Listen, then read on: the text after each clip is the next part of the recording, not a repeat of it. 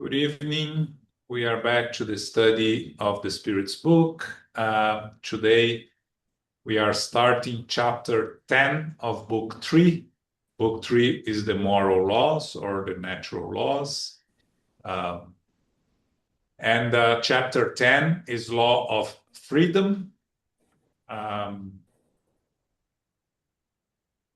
We are going to go to natural freedom, slavery, freedom of thought, freedom of conscience, free will, fatalism, foreknowledge of the future, and theoretical explanation of the motive behind human action.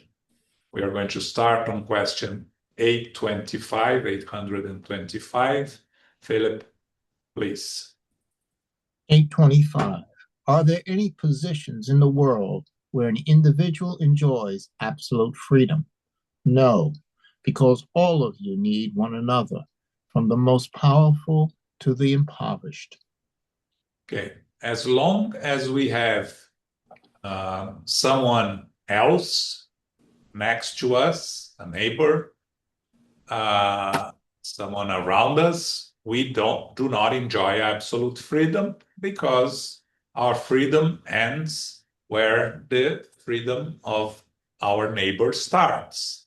So because of the respect we have to give to those around us is why we do not have absolute freedom.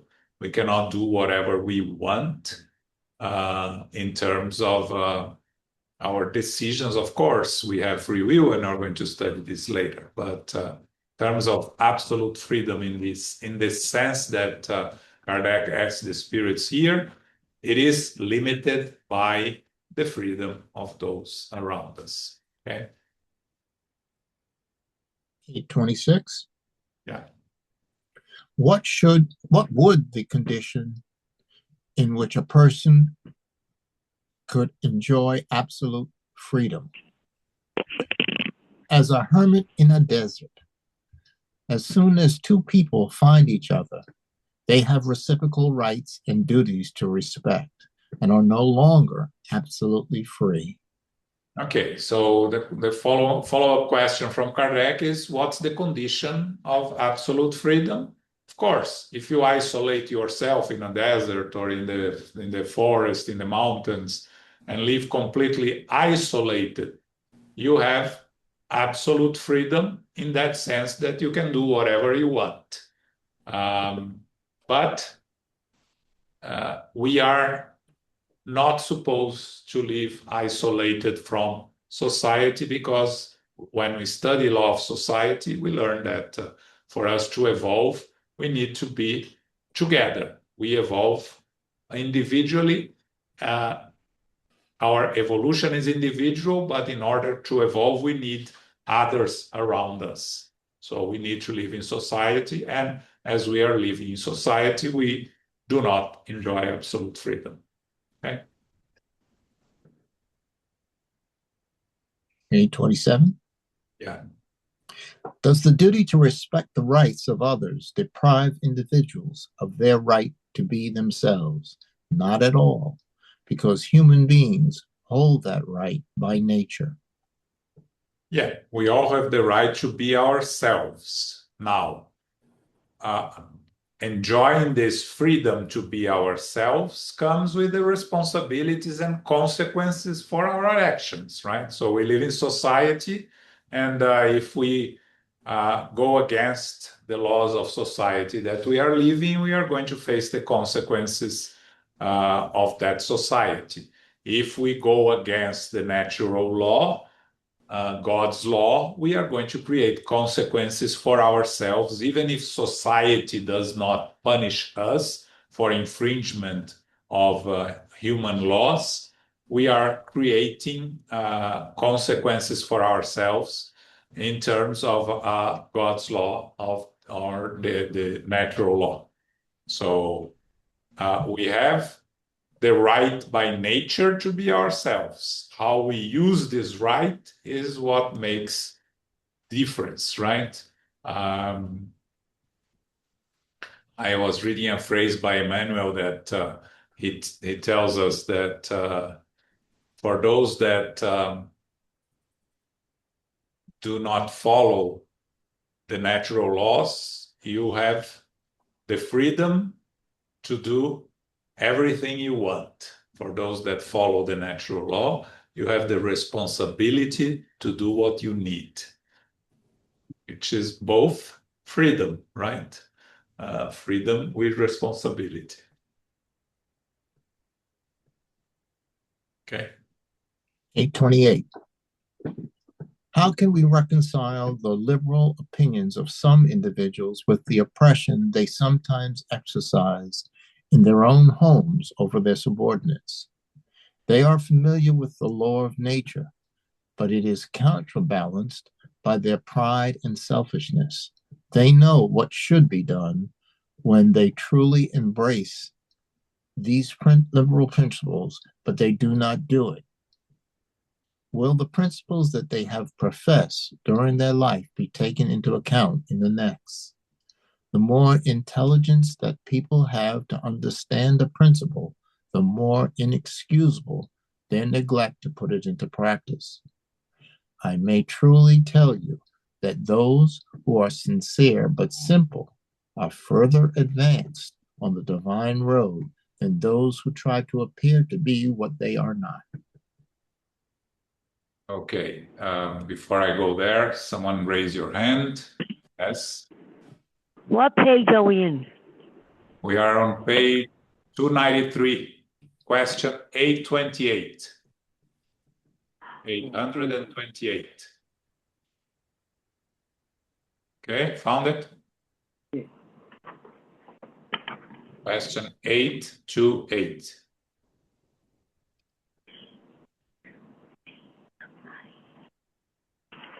Okay, so the first thing important here is for us to understand that because the word liberal today is used in a political sense, we are not talking here of a political sense. The word liberal here meaning progressive, which also is not political, but progressive in terms of progress, in terms of being in favor of progress and not trying to go against progress of humankind. It's not progressist, it's progressive. So here the question is why some people that on the outside express these liberal opinions or opinions in favor of the evolution of humankind oppress the individuals in their own homes or in their own subordinates, right? In the book, The Gospel According to Spiritism, Kardec addresses in a specific chapter that I don't remember which is the domestic tyrants, right? Those that outside their homes have no courage or ability to express their opinions and impose their will, and so they become domestic tyrants, imposing their will on their in their own houses or in their own places of work, right? So the Spirit tells us that here that these people know the basics, but because of their pride and selfish, they don't know how to put into practice in reality in their lives in the whole sense, right? So they express those opinions outside their domestic homes, but inside their domestic homes, they oppress their direct relatives, you know, the spouses, children, or employees.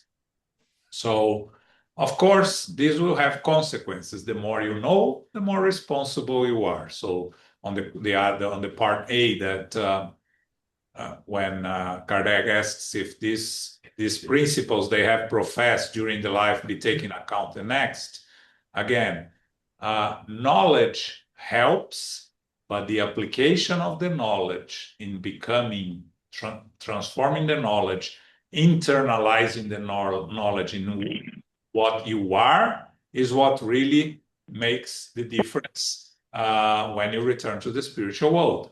because only knowing it will help you. Definitely will help you understand where you are, what you are supposed to do. But if you are not, you did not put in practice what you learned, then it's going to create a responsibility. And again, uh, this cannot be something to frighten us. It has to be seen as a way to force us to try harder, right? The fact that we are trying to learn, that we are here studying, that we are trying to develop our spiritual principles, it's a big start already. And if we are able to put in practice or internalize some of the concepts, not all of them, we are imperfect spirits, or we won't be able to become perfect spirits in one incarnation. So if we go some steps forward in these steps, we are going to find ourselves in a good enough place when we return to the spiritual world. And always remembering that all those that we provide sincere help and assistance here will be there will be praying for us, will be there to receive us and other things. So it's a whole package of us putting into practice what we are learning, understanding, and accepting our limitations. Try not to get too frustrated with our inability to internalize everything that we are learning. But it's already a step forward in terms of trying to learn and understand where we are. Okay. Also, João, also to recognize that we can make it right one day, make it wrong the next, make it right again. So it's a process, as you said. Then we have to be patient with ourselves. That will be ups and downs, rights and wrongs, but we are going forward. Yeah, trying to avoid the paralyzing guilt. Guilt in terms of What page are we in? question 828, page 293. 8 I think it's one of this. Okay. Yes, so again, we have to be careful with paralyzing guilt, because that's what prevents us from moving forward. Guilt in the sense of recognizing our mistakes and actively working to repair is a healthy guilt, if we can call a healthy guilt, right? So question 829, the item is slavery. And when we are reading about slavery, remember that this book was written in 1857, where we had slavery, in official slavery in many places in the world, right? New York City, I read this week, slavery was abolished in 1829, I believe. So we didn't have slavery here in New York City at the time, official, but we still had an official slavery, of course. And we still have an official slavery in some places in the world right now, but we'll talk about that later. Okay? 829. Is there any portion of the human race intended by nature to be property of other human beings? The absolute oppression of any individual by another violates God's law. Slavery is an abuse of strength and gradually disappears with progress, as all other abuses will eventually disappear. The societal law that sanctions slavery is a crime against nature, because it reduces human beings to the level of animals and degrades them both physically and morally. It's very interesting, right? We have to look at this question as posed by Kardec in 1857. So the question is, there are slaves there out there in the world. Is there any portion of human race intended to be property of others? And the answer from the spirits doesn't address race or doesn't address gender. It addresses absolute oppression of any individual by another, violates God's law. Slavery is an abuse of strength, and that there is a will missing, and will gradually disappears with progress. And all other abuses will eventually disappear. Of course, the spirits, they were predicting the future. Well, they know better than us that the law of progress that we studied before would mean that all injustices will slowly disappear. And slavery is an injustice that will slowly disappear. For something to disappear, it needs to become part of society and not be questioned by society. The first step to do that is by human laws forbidding slavery, right? Slavery in this country was abolished in a war, the Secession War in 1863, right? In other countries were abolished in different ways. In Brazil, it was abolished in four stages, starting in 1850, that prohibited the traffic of slaves, meaning no longer it could take slaves to Brazil, and then it freed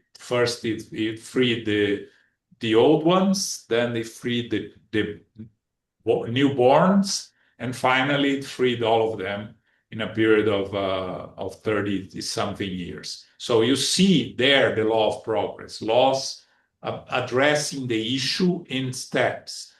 Wouldn't it be better to abolish completely? Yes. Now, if you go back to the 18th century, for us to reflect on the reasons why there were those in favor of slavery, it's purely the majority for economic reasons, right? Because if you have a slave, you don't spend your money on people that are working for you in farms, mostly were farms, right? Or at your home. Of course, there were those that were happy in possessing other human beings and abusing other human beings. But slavery is something that has existed in humankind throughout history. So the abolition of slavery is something very recent if you consider the whole history of humankind. But for you to fully abolish slavery from the human mind's idea, it's going to take some time, of course. I think the last countries to abolish slavery was in the beginning of the 20th century, if I'm not mistaken, officially. But you have still illegal slaves working in places in the world, right? That people that can be slaves also by forced work, meaning they are underpaid and discounted from their salaries, what they receive, and they end up owning to their employers more than they can ever pay, so they become slaves. There is psychological slavery, right? Abuses of people over others, which is a different story. But again, we could discuss a lot of modern day slavery, but what we are talking here, and we have to remember, we are discussing here a concept in 1857 that was way ahead of time. Kardec, the comments by Kardec, slavery is a crime against nature, is a brilliant comment because it reduces human beings to the level of animals and degrade them both physically and morally. It's important also because besides the physical suffer, you have the psychological suffer of being a slave, and creates karmas and consequences that many books that we read today through the psychography of Chico Xavier and Divaldo Franco talks about stories of consequences of obsessions that are consequences of past lives as slave owners and slaves trying to get revenge on slave owners being submitted to obsessions, cause and consequence. So we are talking about slavery as an official state of business, not as we have today. We recognize that we have many different forms of slavery still today, but on an official level, we don't. It's illegal to have slaves everywhere in the world. There is not a single place in the world where it's legal to have slaves. Doesn't mean that it has disappeared from the whole world. Okay? 8:30. 8:30. When slavery is established in the standards and customs of a nation, are those who profit from it to blame for conforming to a system that appears to be natural to them? What is wrong is always wrong, and no amount of sophistry can change a bad deed into a good one.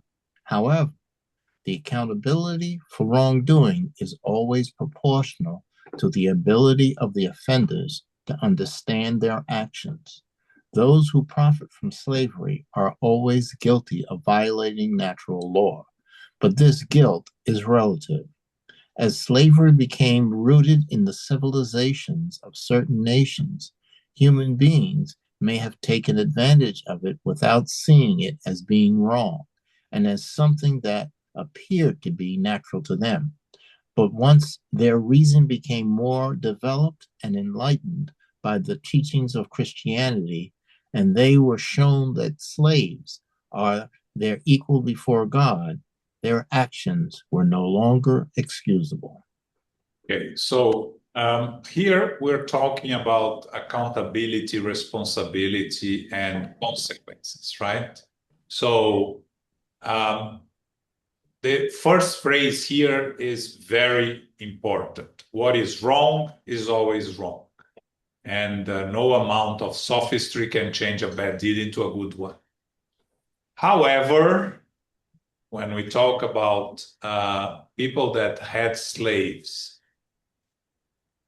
and saw it as natural in terms of they were born into slavery as a part of society. They never questioned it. They didn't think it was wrong. They never thought about it. They had their slaves. They treat them okay. They didn't abuse them. They are going to be less responsible than those that abused and mistreated their slaves. Those that reached a conclusion. This is interesting. Someone that during their life reaches a conclusion that it is unjust, and didn't do anything to change it or to fight against it or accept it, they are going to have more responsibility than someone that accepted it as part of life and never questioned it.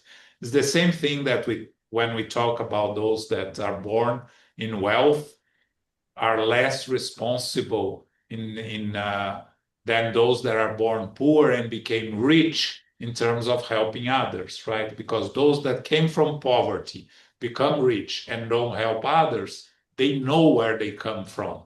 Those that were born rich, they don't know what is to live in poverty. So they are less responsible. Less. It doesn't mean that they are not, because they have the means to help, but they are less responsible. It's the same thing here that they are trying to explain here. There are different degrees of responsibility. Wrong is always wrong. They will always have responsibility. But again, when we talk about in general, right? We are imperfect spirits. We have a lot of imperfections. Some of them we are aware, and we are trying to fight and to improve ourselves. We have imperfections that we are not aware. We don't recognize. So we are less responsible. Not that we are not, but we are less responsible. If if I sincerely think that I'm not selfish at all, and I carry this belief, and I'm giving an extreme here. And of course, we are all selfish, right? So, but I never believed I was. So the responsibility is smaller than someone that know that they are selfish and are proud of it, which is like we have people out there that say, right, I do wrong and I'm proud of it.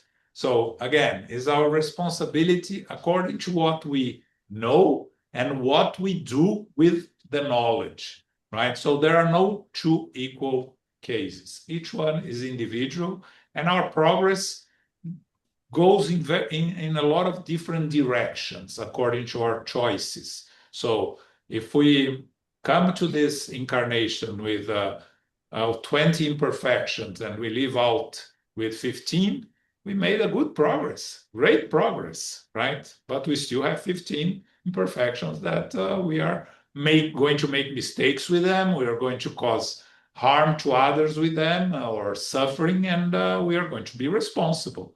But it is progress. That's what's important, right? So again, for those that own slaves, their responsibility was according to a series of factors of knowing. Again, those that owned slaves in the 18th century, when the 19th century anti-slave movement was already out there in the open, they are going to face more responsibilities than those that live in the 13th century when slave was part of society and nobody ever questioned it, right? That's the idea of what they are talking here. Okay? 831. I have a question. Can you make a comment here about the teachings of Christianity? Yeah, that's a good point, Paco. I was going to address that.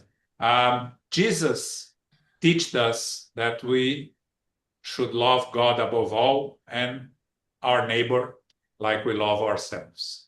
Only with that, it implies that slavery is wrong. Because if we love our neighbor like ourselves, nobody wants to be a slave, so nobody can have others as slavery. So the teachings of Jesus are very clear. The problem is we modified and distorted the teachings of Jesus to adapt to our own circumstances. So the Catholic Church, they were,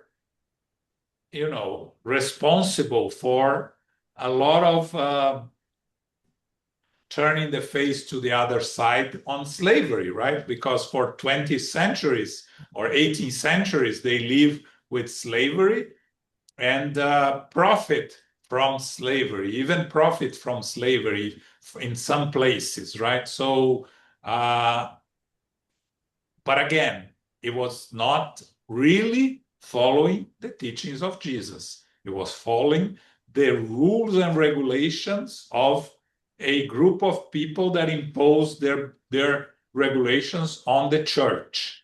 So, yes. And let me tell you, under the veil of Christianity. Yes, exactly. Okay, let's see. Yes. Under the veil of Christianity, because even in the United States, the way they went around it is because they said, well, blacks are chattel property. Okay? And as property, they have no rights because property doesn't have a right. Yes, exactly. So, you know, they go around, they circumvent, okay? They adapt Because their own it doesn't matter the time, even if in the Middle Ages, the church itself actually committed those crimes. Yes, Okay, absolutely. and I do not agree that one has less responsibility than others. I could make the point that okay, behaviors may be understandable, but those behaviors will never be justifiable. Never justifiable. Never. Just a difference of Even if you grew up under the state of affairs of slavery. Yes, but for us to understand the difference, right? If you are raised in, let's say, in the 13th century, that you go to the church, you don't know how to write and read. You go to the church once a week. They are talking in Latin that probably, depending on where you are, you don't even understand.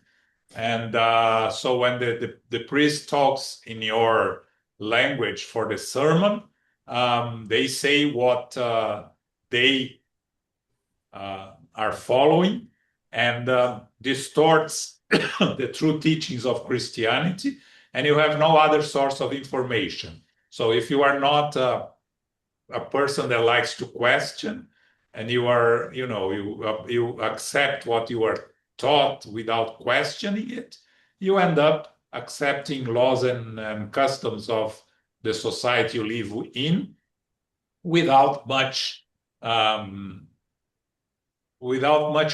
in terms of responsibility, because you didn't do anything. You have responsibility, yes. You are Okay, the question is not knowing, does it make me less responsible? Not knowing something makes me less responsible? it makes you less responsible, yes, but not. So if I don't know the law, okay, I could get away with it because I don't know the law. Again, the lack of Well, those are big questions, Joe. yeah, Those are big questions that are not easy to answer. That's my point. My point is not to answer the questions, okay? And my point is God is imprinted in our conscience, right? Okay, my point is to toil to think that it's big. These are big questions that I don't know the answers either.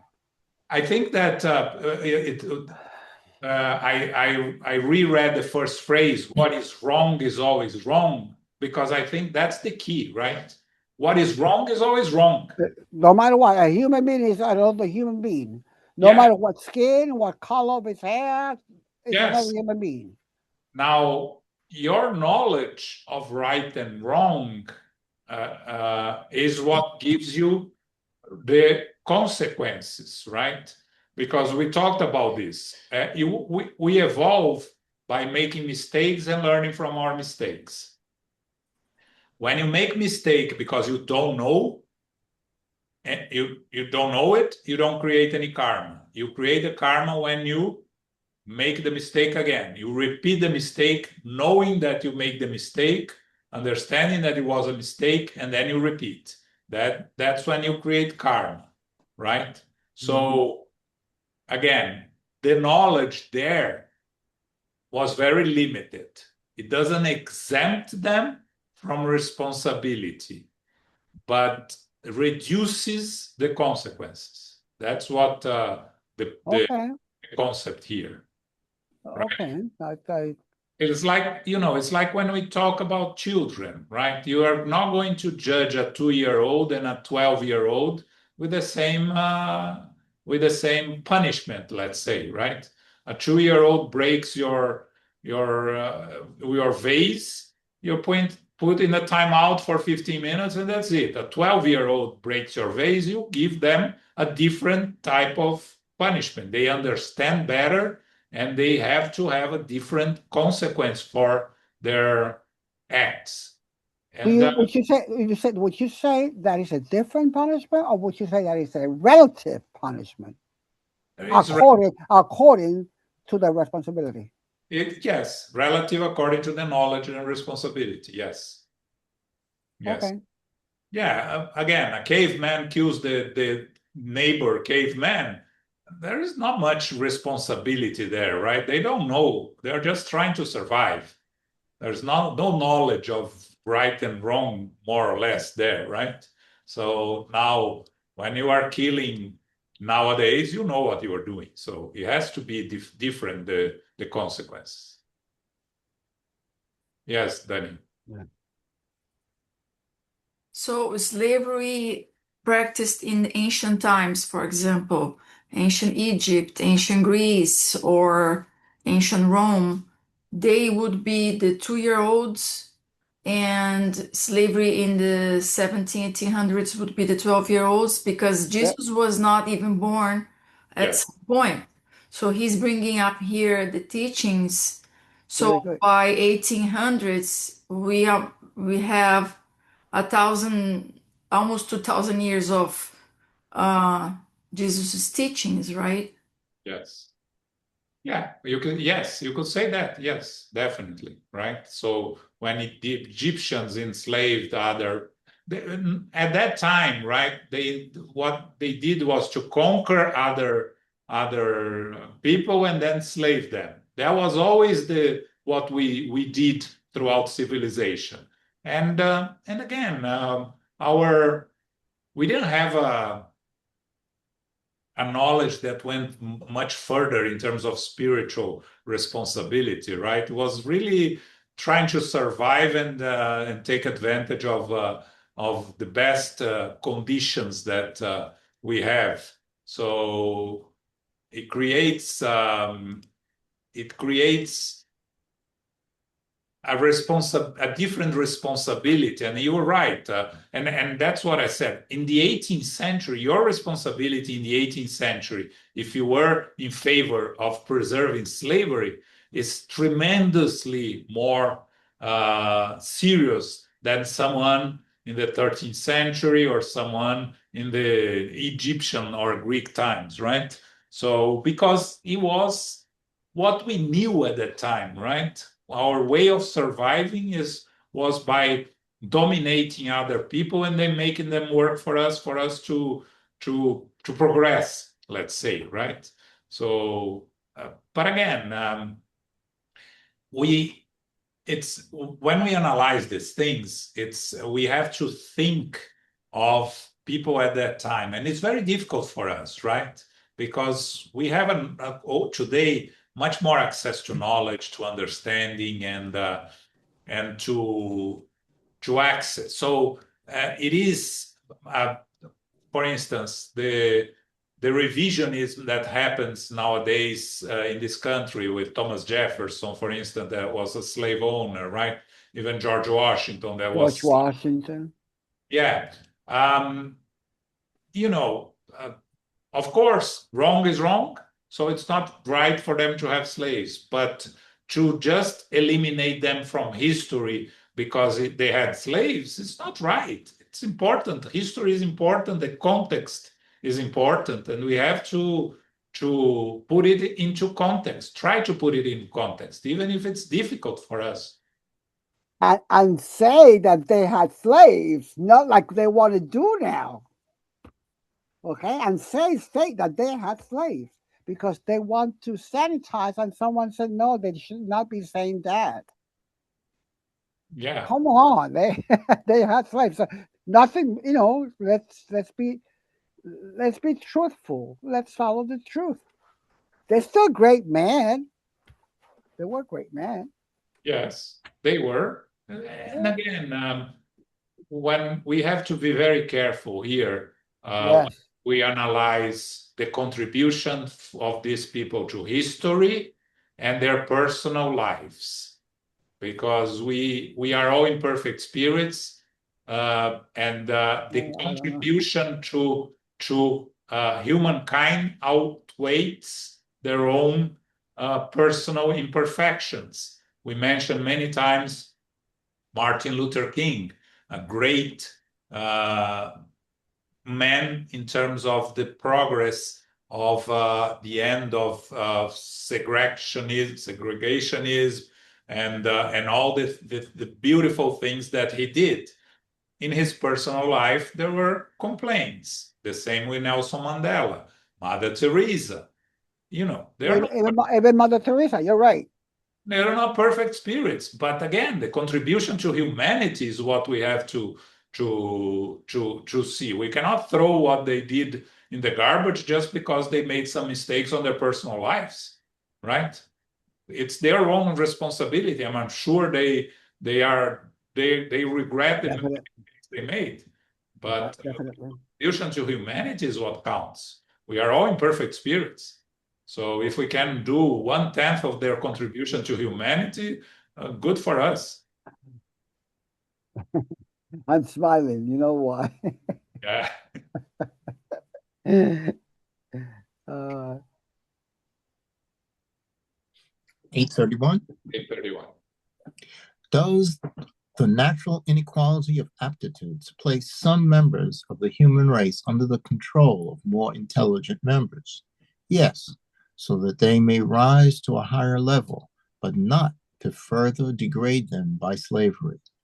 People have too long viewed certain ethnic groups as working animals with arms and hands and believe they have the right to use them and to sell them like beasts. They think that they are of purer blood when they are really fools. Only the spirit is the marker of purity, not blood. Yeah, again, the question from Kardec is a very interesting question, right? We studied the inequality of aptitudes last chapter, right? Law of equality. And we discussed the importance of the inequality of aptitudes so we can all progress as humankind together, from one learning from the others, and those that have the ability to do some things helping those that do not have the ability to do those things, and vice versa. So the question here from Kardec is, if they are less able to do things, do they have the right to be slaved, which the spirits say they think that they are of pure blood when they are really fools. Only the spirit is the marker of purity, not blood. So the evolvement is of the spirit. It doesn't have anything to do with the race, with the color, with the gender. Now, we need people more evolved spirits, more evolved than us, in all aspects of humankind, morally and intellectually, so we can progress, right? When you go to study in college, you want a teacher that knows more than you, right? You don't want a teacher that knows less than you, because otherwise you're not going to learn anything. So we have inequality of aptitudes. Maybe your target is to become even more capable than your teacher. That should be the target. But we need those ahead of us to help us.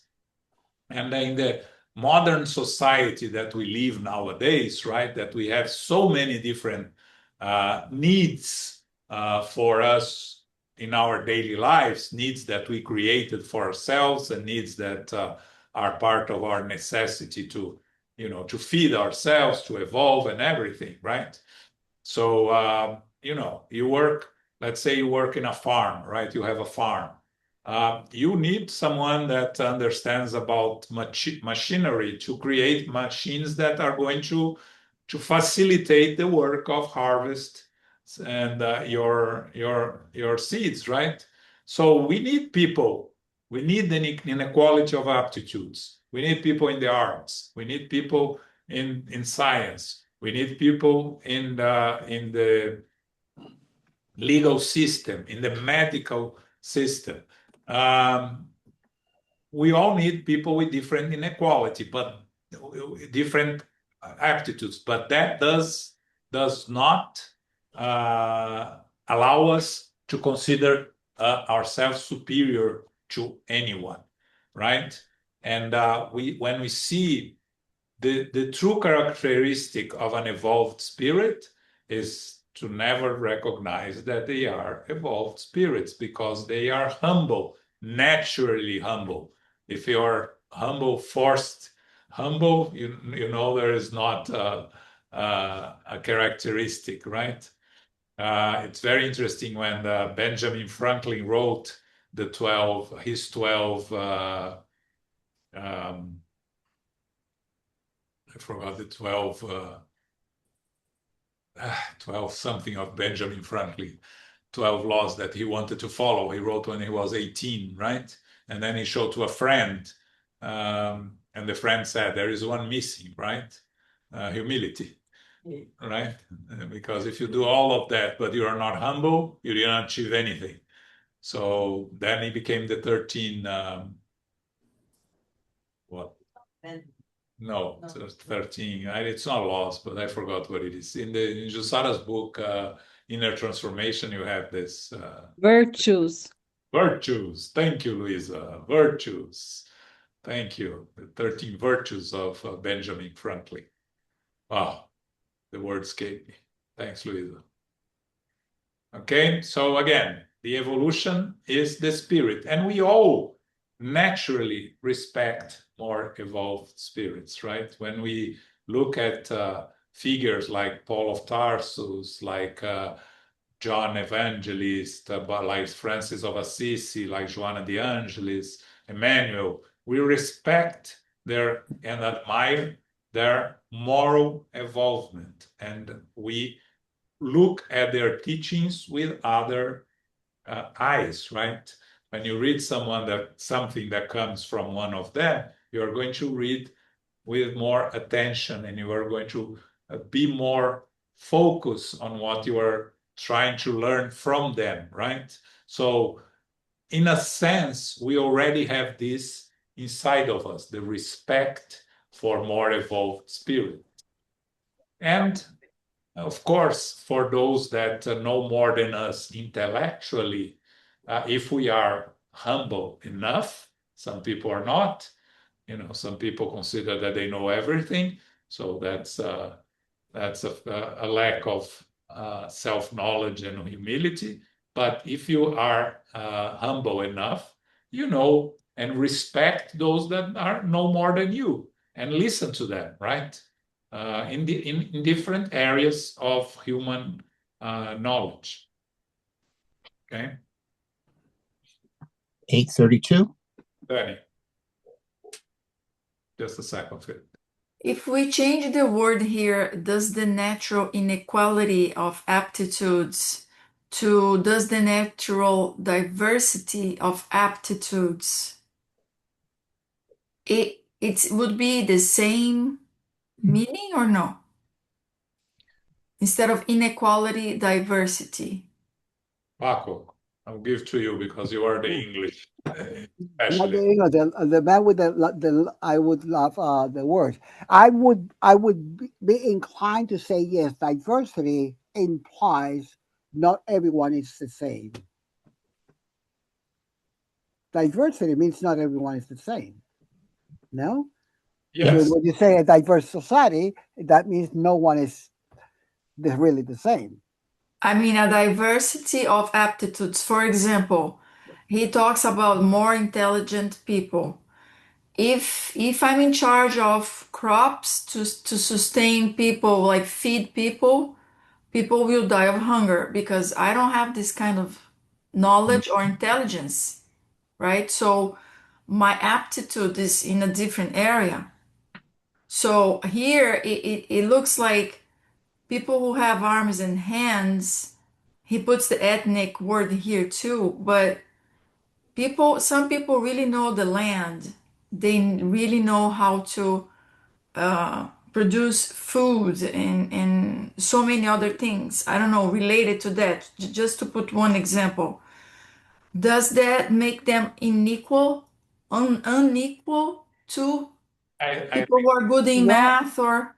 I think you are trying to Now you're confusing me. When you said let's change inequality for diversity, I said yeah, I would definitely agree. But now you're touching upon something very particular, which I'm not really following you what you're saying. Yeah, I think you may be mentioning, you may be reading inequality here and as superior and inferior. And it's, yeah, and it's not. It's not. I don't think this is what they are talking about here. No, I don't think so also. I think it's just different. Even when you say even they may rise to a high, so they may rise to a higher level, but the higher level does not mean, for example, someone who's let me put it in my case. A higher level in my school would be the principal. No, the principal is at a higher level, or even the superintendent in my district is a higher level. So that doesn't mean it's far more intelligent. Yeah, you're not equal. You're not equal to the principal. Not equal to not even to the district superintendent either. There is a difference. There is an inequality there. There's an equality there. Oh, okay, but in order to get rid of that value judgment, I would definitely go for diversity, definitely. Yeah. To make it more in tune with the times. Unless you could keep it there and explain it like you just did now.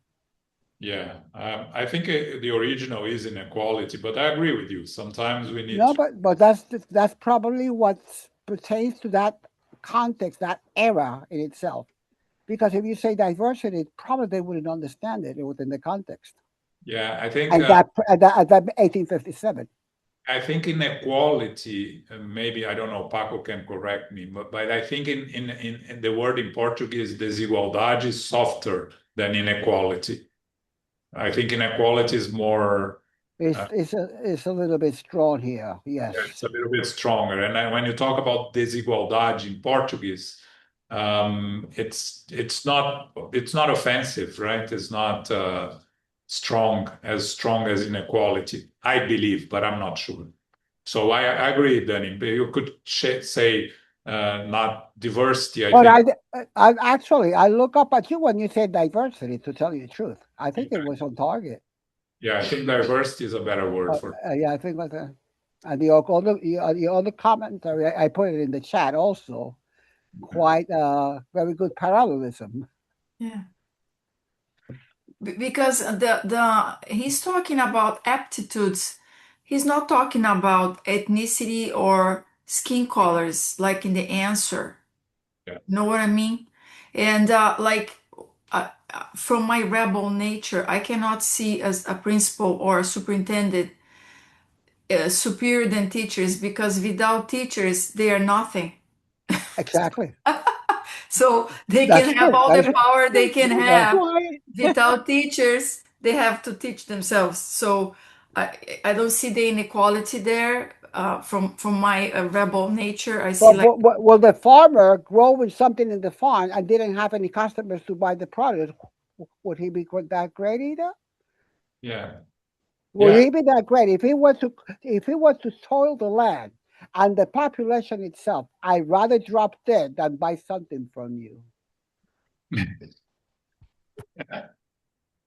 Yeah. You know, and there are people, you know, the Japanese, the kamikaze, what's the word? There was the fighters in the Japanese that would say, I am going to fight till I'm dead. There are people that are like that. Yeah, it's unfortunate, but there are. Yeah. That's exactly. So, okay. But I did like that. I did like it, by the way, I did like your word. The last one on this chapter. 832. There are people who treat their slaves humanely. They think that freedom would expose them to greater poverty or deprivation. What do you think of this? They have a better understanding of their own interests. They take the same care of their cows and horses to get a better price for them at the market. They are not as guilty as those who treat them badly, but they still treat them as merchandise by depriving them of their freedom. Again, we go back to, difference of consequences, right, and responsibilities. Of course, those that treat, and even amongst those that treated their slaves well, right? What was the intention there, right? The intention there was only to get a better price, or they had some sense of humanity there in treating well their slaves. So there you have different consequences also, right? Those that mistreated them, of course, they are responsible and guilty, and they are going to face serious consequences. But those that treat them well, what was the intention behind that? In the end, it's the intention that counts. So if the intention to treat them well was purely for financial reasons, they are going to have more responsibility than those that treat them humanely, even if they were still wrong because they own slaves, but they did, out of their kind hearts, in a sense, they treat them well for sincerely, because there were those that treated slaves better than others, clearly, right? So again, the books we read, the obsessions we read, are always those that mistreated slaves, that killed slaves, that separated them from their families. We don't see any stories of those that treated slaves well, because if you treat them well, a slave, you are not going, the slave is not going to, it can be rebellious against the situation, but it's not going to be a personal vendetta because you were not mistreated, right? So, you know, if you, let's say you are in a class going to Danny's teacher, right? If the teacher mistreat all students, she or he doesn't respect any student, you shouldn't feel it personal, right? The problem is of the teacher. It's not your problem. So if it's the same thing here, right? If the owner on the other way, right? If the owner treats all of them well, nobody's going to have a personal disaffection beyond the fact that they don't like, of course, to be slaves, or they don't want to be slaves. So that's, you know, what creates consequences and what creates the karmas that afflicts them later in other incarnations and back in the spiritual world. Okay, all right. I just want to say something before we go. Is that this line is a line that, you know, here in American history was a line that was used to justify slavery. That they were, you know, they were given food, they were given clothing. Okay, but listen what they here at the very end. Let's not what the spirits are saying. Let's listen to this. But they still treat them as merchandise by depriving them of the freedom. Let's not forget that. Yes, it doesn't. Okay, it does not excuse them at all. The very last sentence was, "Hey, but they still then as like in American is chattel property." Doesn't exempt them of responsibility. Exactly. But let's not skip that. It reduces the consequences for those that treated better than others, right? Again, it's each one with their own responsibilities and their own shares. So next week, freedom of thought, we start with other freedoms. Freedom of thought, be careful with that. Nowadays, we have to be careful with it. You got to be careful, yes. All right. What do we have? This Saturday, we have a talk by Beatriz Lopes.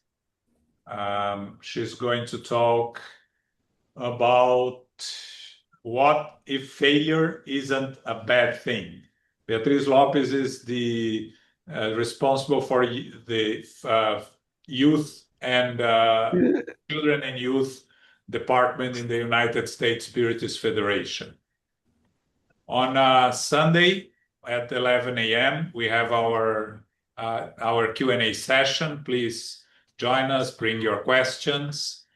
The book club next week, chapter 5 book Ardous Ascension by Divaldo Franco and Victor Hugo. And that's it for us. Carol, can you do our final prayer? Absolutely. Thank you so much, John, for hosting this evening. And Philip, thank you for reading for us as well, and everyone who is here participating. It was quite an interesting lesson.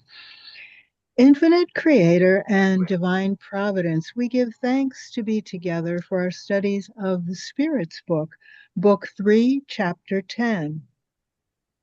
We evolve individually and need others in society to help us progress. We live with the natural laws and have the free will to take responsibility for our actions in relationship to others. This helps us to develop our spiritual principles and to lessen the grip of pride, selfishness, and unhealthy guilt. Slavery and oppression of others is against God's law, which degrades humans physically, morally, and psychologically. Wrong is always wrong, and it is never justifiable. Moral evolvement is an imperative, and also to respect those who are intellectually knowledgeable is also important. We give thanks to the spiritual benefactors and the good spirits for guiding and inspiring us this evening. May we receive the love, light, and peace of Christ within us and for our loved ones, our teachers, our directors, our counselors, our mediums, our workers, and all participants.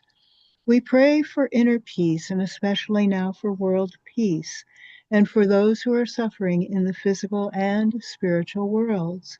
We pray for our center, SGNY, and all Spiritus centers throughout the world, that they may grow, prosper, expand, and be protected throughout the day and throughout the night. As we close, we humbly ask for safety and protection as we return to our family, friends, loved ones, and co-workers. And may we remind ourselves now to go forth as beacons of love, of light, of peace, of service, and charity, which is love in action. May peace and love prevail. So be it.